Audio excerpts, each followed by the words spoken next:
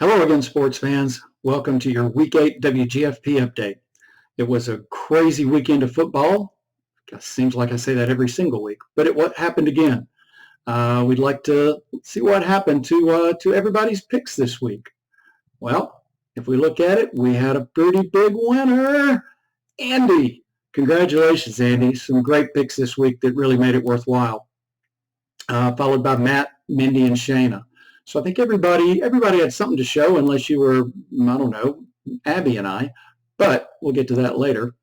If we look at what that does to your season standings, in number 5 spot we got Nancy, followed by Haley, Andy up to number 3. Lowell drops to number 2. Matt back on top.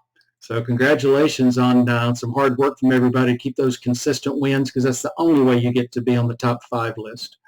On the other hand, what does that mean to the other end of the spectrum, to the WGFP loser board after week 8? Well, we got Lewis, Beth Ann, Abby, Coach Luke, and myself. That's right, bottom feeder again. So I'm not giving up. I think I can still have 1 or 2 weeks left in me that at least get me out of the crummy bottom. But man, I'm starting to give up. New feature this week is WGFP mail call.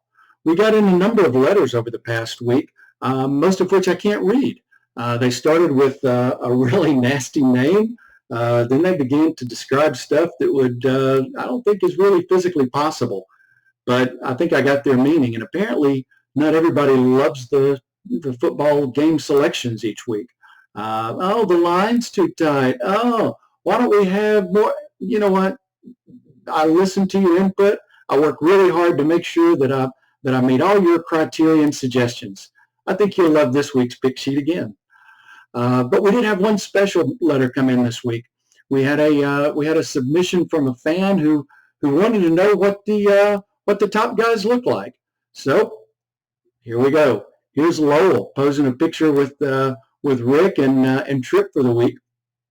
I think after last week's debacle, you may want to let Trip pick this week, Lowell, if you want to stay up at the top. Otherwise, keep those cards and letters coming, fans.